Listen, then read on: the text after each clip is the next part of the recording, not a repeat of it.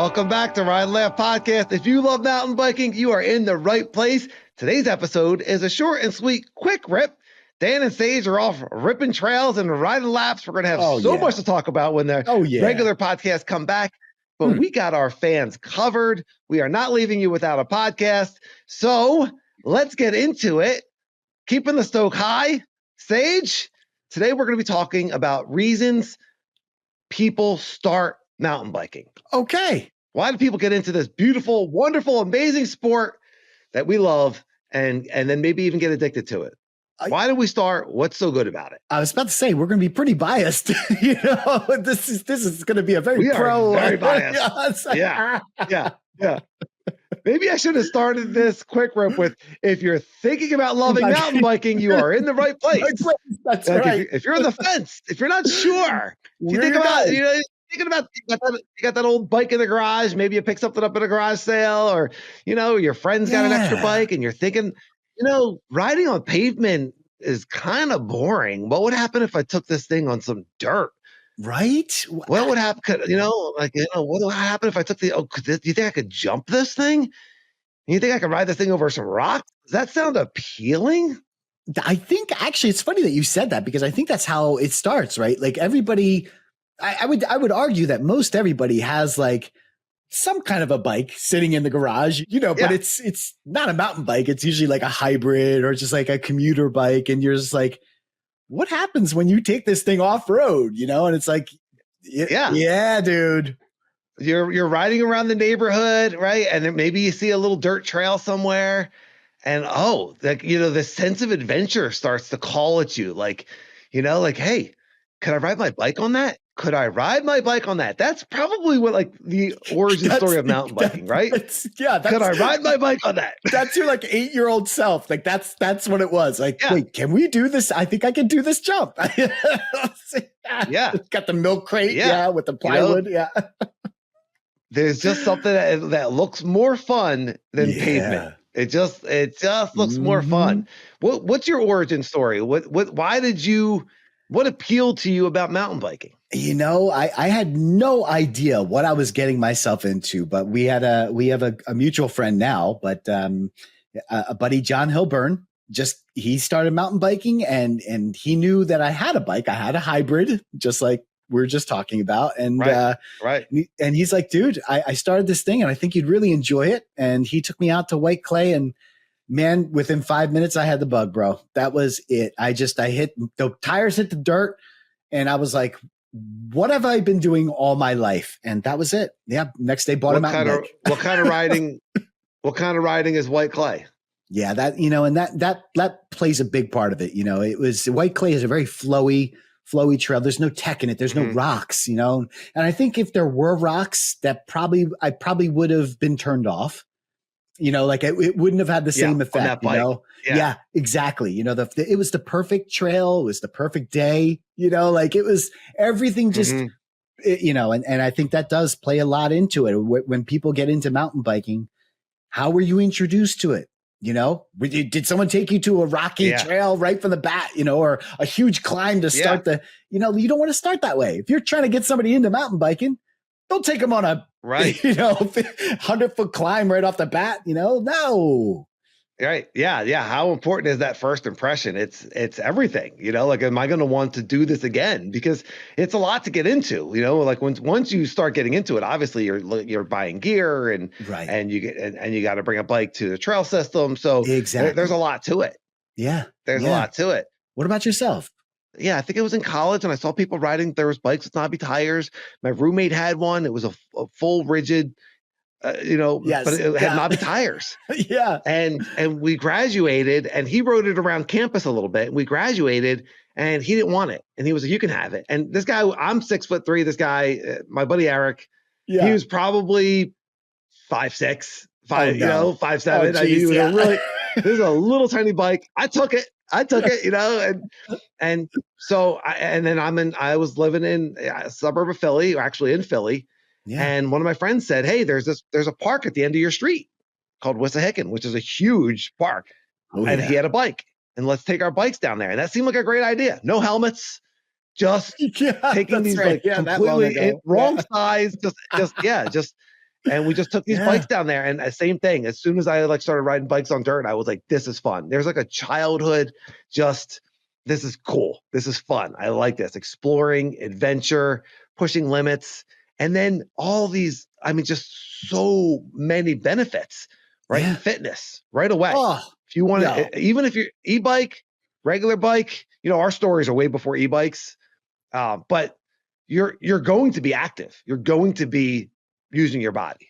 Yeah. I love and with that fitness comes a great community. You're going to meet so many great people. And I think that one of the things I love about mountain biking is that community.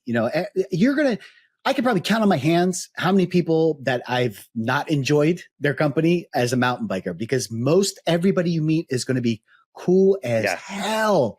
You share this mountain bikers are the best. Yes. Of just something about being in nature, right? Being one with nature, like you have that bond together. Oh, I mean, we did a whole podcast that was case closed. It was season 1. And I remember the thumbnail. It was case closed. Mountain bikers are the best. And there's just, I'll put a link to that episode in the comments if you want to read it, or in the show notes. But there's just something about what draws people to this sport, what draws people to riding bikes on dirt or in the desert or in the woods. There's just something about that draws like just high vibe people. Yeah. And it's not a competitive sport unless you're racing. And even a lot of the racing isn't like cutthroat competitive. But for the most part, like us guys and gals going out for weekend rides, we're going out to have fun. We're riding bikes. There's just like a childish glee about that, about getting better at that, getting stronger, and just having fun. And the community is fantastic. And it's really easy to make mountain bike friends. You essentially go to the parking lot and then just strike up conversations. Meet people at the trailhead, strike up conversations. You want to do a lap? Oh, I know that trail. I'll take you. Oh, can you show me that? Can you show me where that is? Hey, how do you do this? And like suddenly you're riding with people, and then you can exchange Strava or Instagram or text, and do you want to do another ride? And all of a sudden you got riding friends.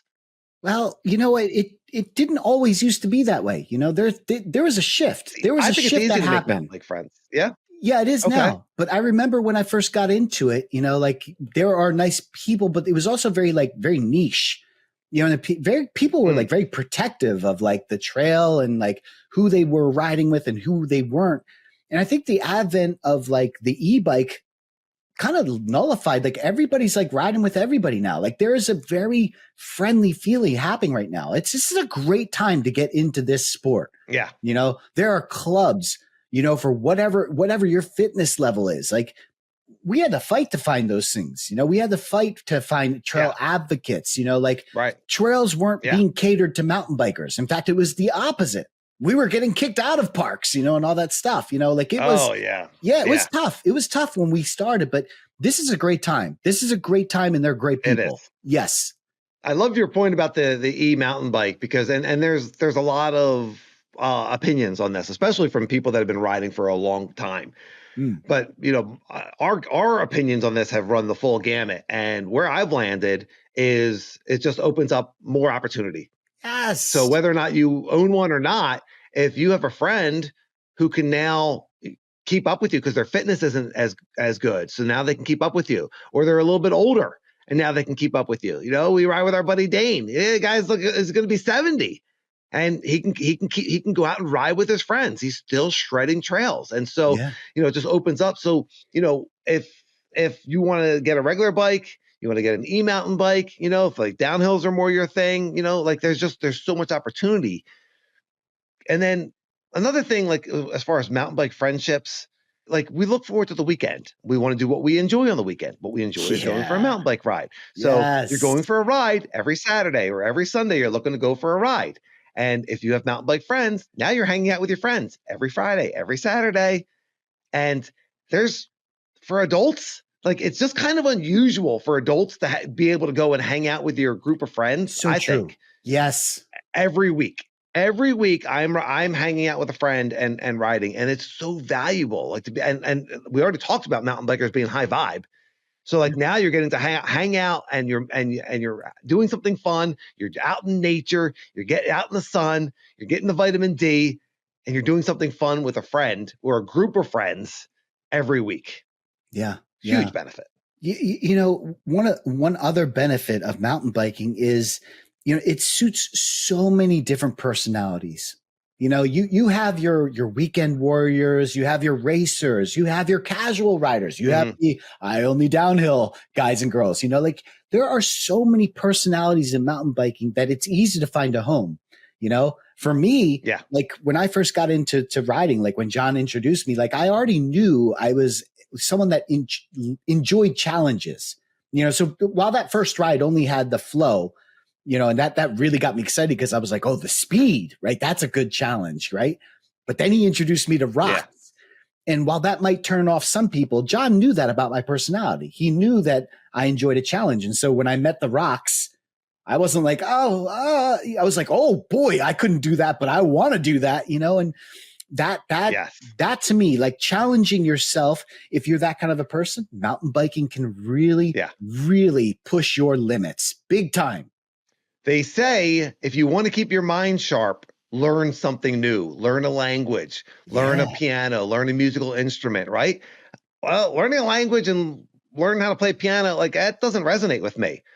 Learning how to get through a rock garden, learning how to jump, learning how to start clearing a 20-foot gap jump, learning how to do a lift, learning how to ride with more confidence, learning how to ride with more flow, learning how to corner in loose conditions.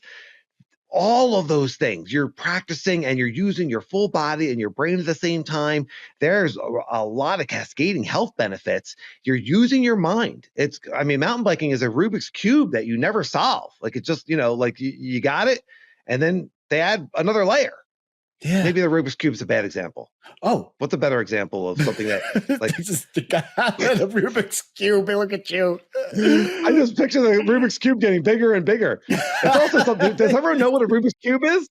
We're talking to new mountain bikers. I don't know. That might be a reference to something that's too old. Yeah, dude, you went back. I left on a Gmail, YouTube comments. Yeah, I'm an old head. What can I tell you? Yeah. You know, I wonder, like, you know, what are the walls that exist now that prevent people from even getting into this sport? You know, like what are the things that stand in people's way or turn people off about the sport, you know, that, you know, only go out for one ride and never return? Yes, we could go there. I want to stay on the positives of why people start mountain biking. Yeah. Okay. Because I have another one. Oh, hit me. And there's another thing that's built in with the friendship component and those weekly rides that you're seeing some of these friends. Mountain biking is a lot about getting to new trails and destinations. And so it's this sport that has travel built into it. Like going on mountain bike trips is part of the sport. And going on mountain bike trips with friends is also part of the sport. So now you're making new friends and you're like, it starts with just like, hey, these local trails are great, but I heard like an hour away, there's this really cool trail system. Oh yeah, that's cool. 2 hours away, there's a bike park. Let's do that for a day. Yeah. Oh, 3 hours away is a destination. Oh, 7-hour flight is Whistler. Like we got to go, you know? And so all of a sudden you're week-long destinations all over the world, all over the country, all over the world. There's so much opportunity and you're traveling with your friends. Yeah, dude. I mean, come on, doing something high stoke. It's so fun. Man, you just brought up something and I totally forgot about this, but like another thing that we didn't have when we were coming up, and this is fantastic resources, bike parks, not just lift assists, but also bike parks in townships. Like if you are someone that knows somebody that might be interested in mountain biking, wow, what a great first place to take someone. Like you and I didn't have that as our experience, but that could be someone's first experience. A lift assisted bike park, if you don't know, is usually a old ski, a ski trail that, during the summer months, they'll convert to mountain bike trails. And the idea is you get a ski lift up to the mountain so you don't have to pedal up and you just get to enjoy these downhills. And then on the other side of that, you have free bike parks, and they'll usually be paved or smooth dirt. And these are great places to practice skills. And it's a great first experience as a mountain biker. And we should all be taking advantage of that. Yes. It's a fantastic point. And you have these list assisted parks. You have local municipalities might have like a bike park where you can just ride some, they have it labeled easy, medium, hard trails, right? And just stack those wins, get into that flow, feel good, have fun. Yes. It's riding bikes. It's riding bikes and then just see where it takes you. If you're making friends and you're having fun, maybe you're doing it with your spouse, right? Maybe it's maybe or a girlfriend or a boyfriend or husband or wife, your kids get involved in it. Absolutely. It's, there's so much here for all of us. Yeah. And in this day and age, between, an entry-level hardtail, and you could get a pretty nice full suspension, or you can go e-mountain bike, or you can be someone who prefers downhill parks if they're in your neighborhood, right? And like there's just so much fun to be had, and you're outside. Like it's such a good vibe. The fitness element, I don't think can be overstated. That it's really good exercise, especially if you're doing analog, if you're pedaling, and you're going to want to get stronger. If you start falling in love with this sport, it's going to motivate you to get stronger, to get fitter, and on and off the bike. Yeah. And so you're going to want to maybe do some strength training. You're going to be curious about your diet, right? What's going to make me strongest on my ride? What am I going to need to eat? How healthy do I want to be? Maybe you're going to want to lose a little bit of weight or put on a little bit of muscle. This is all these healthy motivations to do this like hard thing. Mountain biking is hard, but it's also rewarding. And we don't have to make it super hard all at once. You can ramp up your levels. But there's so much here for us. Yeah, man. Oh, man. Yeah. Good stuff, dude. Good stuff. What did we miss? Ride Laugh 1 at Gmail, YouTube comments. Why did you get into mountain biking? If we're convincing other people to get into mountain biking, or I don't even think convincing is the right word, but we're just giving them this information. Here, how could you not want to do this? Right. So what did we miss?